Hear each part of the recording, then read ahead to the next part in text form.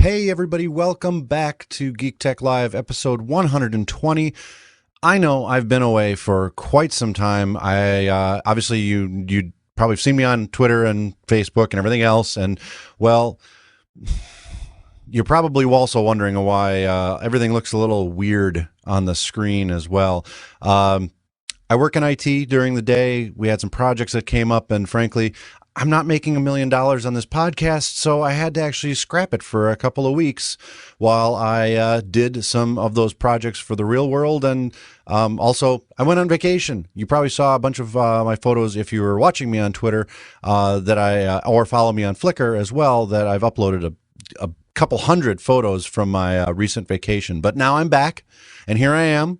And the reason, if you're also now just tuning in, why everything kind of looks a little bowed out, a little weird here, a little wider than normal. You can actually see everything from all the way to the chair that's always out of frame normally to pretty much the whole Kingdoms of Amalur Reckoning poster that I got from Comic-Con last year. You actually can see the whole thing now. It's kind of amazing in a way. And the reason why it's so amazing is the fact that I am shooting this video now using a Rokinon 8mm fisheye lens. I actually bought this lens specifically for my vacation, and I did a blog post a little bit about it, but I figured I also wanted to talk a little bit about it as well. So, what is the Rokinon 8mm lens? It actually is made by a company called Samyang, and the Rokinon is actually one of, I'm going to say 5 different lens names that they actually sort of stamp on it. They come in all different flavors. So I have a Canon 7D.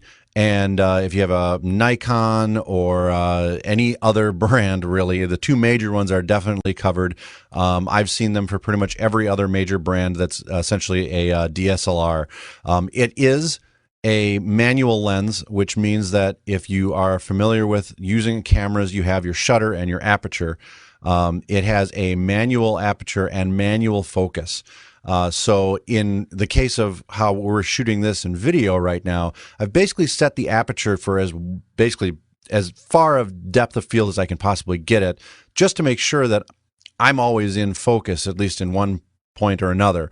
Also, the focus is set for infinity, which we're going to try this out. From what I'm seeing from my tests, things look like they are in focus, and with the depth of field, everything should be in focus.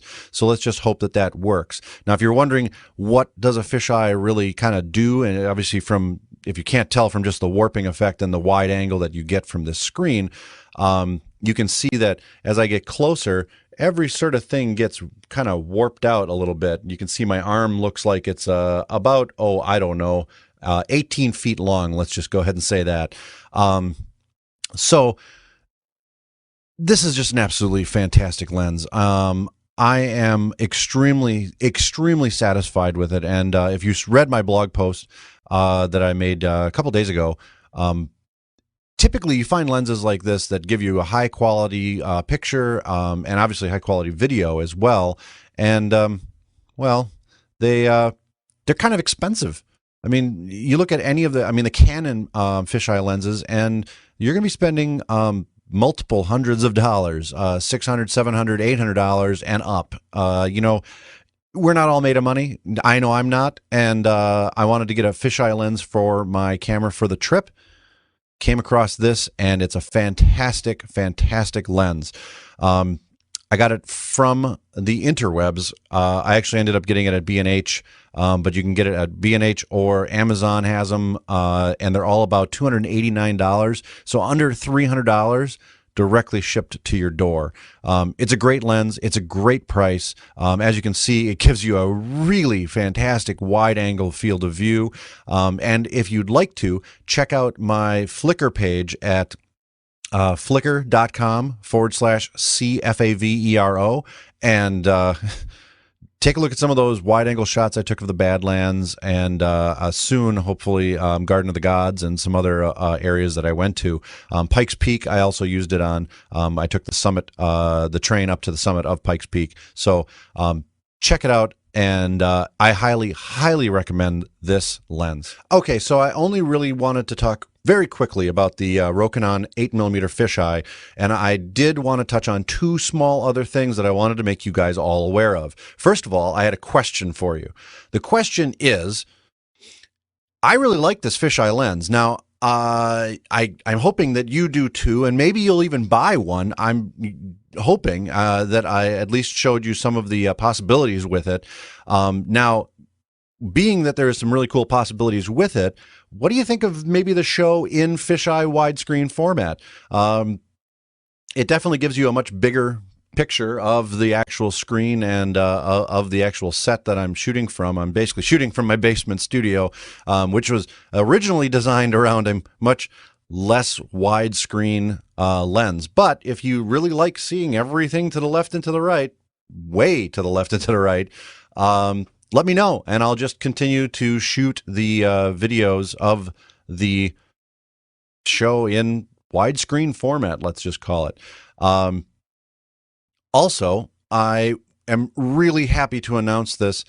I have teamed up with emusic.com from mevio.com, who we're hosting through, and I am actually able to give you a really fantastic deal on free music.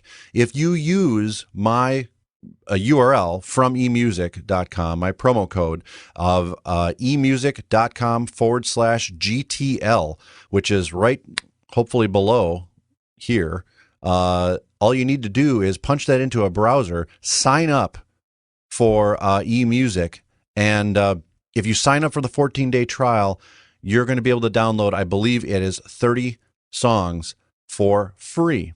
Now, here's the deal.